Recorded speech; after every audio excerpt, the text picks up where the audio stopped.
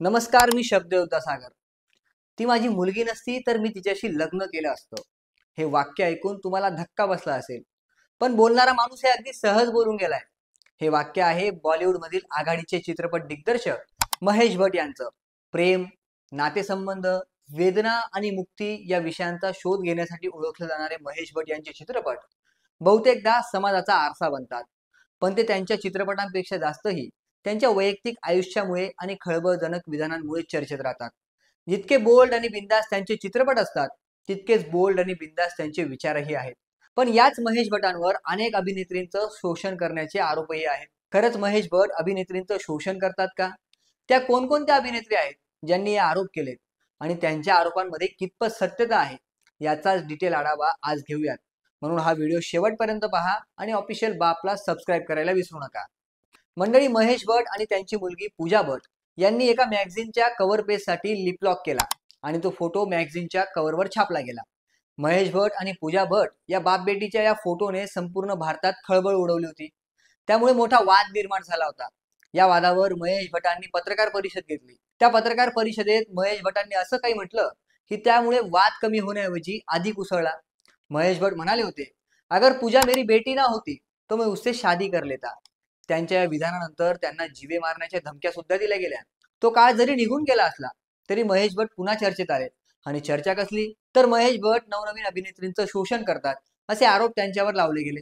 सुशांत सिंग राजपूत प्रकरणानंतर रिया चक्रवर्ती आणि महेश भट यांच्यामध्ये अनैतिक संबंध असल्याच्या बातम्या मोठ्या प्रमाणात समोर आल्या होत्या.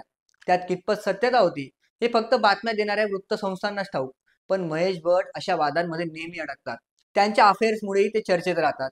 महेश भटांवर एका पाकिस्तानी अभिनेत्रीने शोषणाचा आरोप केला होता. त्या अभिनेत्रीचं नाव आहे मीरा. तिचं खरं नाव इर्तिजा रुबाब आहे. मीराने 2005 साली आलेल्या नजर या चित्रपटात काम केलं होतं. चित्रपट फार जास्त चालला नाही, पण तिला एक बोल्ड अभिनेत्री म्हणून ओळख मिळाली. पुढे तिच्याकडे काही काम नव्हतं. तिचे काम मिळवण्याचे प्रयत्न सुरू होते. अशातच तिची भेट बॉलिवूडचे प्रसिद्ध दिग्दर्शक महेश भट यांच्याशी झाली आणि त्यानंतर सुरू होते शोषणाची मालिका. मीरा म्हणते की महेश भट तिच्या बोल्डनेसचा फायदा प्रत्येक चित्रपटात घेत होते. महेश भट जगासमोर तिला मुलगी मानायचे, पण रात्रभर तिचा वापर करायचे. सकाळी चित्रपटांची स्वप्न दाखवणं आणि रात्री शारीरिक व मानसिक शोषण करणं हे कित्येक दिवस चाललं. मीराच्या आरोपानुसार महेश भट तिला त्यांच्या व्यतिरिक्त कुठल्याही दिग्दर्शकासोबत काम करू देत नव्हते. एक दिवस मीराने सुभाष घई यांच्यासोबत काम करण्यास होकार दिला, तेव्हा महेश भट यांनी सर्वांसमोर तिला मारहाण केली होती असा आरोप मीराने केलाय. मीराच्या आरोपांमध्ये कितपत सत्यता आहे हे तिलाच माहिती. पण या आरोपांची चर्चा सोशल मीडियावर मोठ्या प्रमाणात झाली. महेश भट यांच्यावर अशा प्रकारचे आरोप अधूनमधून होतच असतात. कधी ते आपल्या वादग्रस्त विधानामुळे चर्चेत असतात, तर कधी इतर कारणांवरून.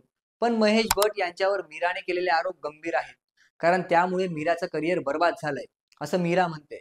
दिग्दर्शक हा जितके सुंदर चित्रपट बनवू शकतो, तितकं सुंदर तो एखाद्याचं करिअरही बनवू शकतो. असो, तुम्हाला काय वाटतं? महेश भट खरंच महिलांचं आणि नवनवीन अभिनेत्रींचं शोषण करतात का? त्यांच्या मजबुरीचा गैरफायदा घेतात का? तुमचं मत कमेंट करून नक्की सांगा. आणि अशाच नवनवीन व्हिडिओसाठी ऑफिशियल बापला सबस्क्राईब करा.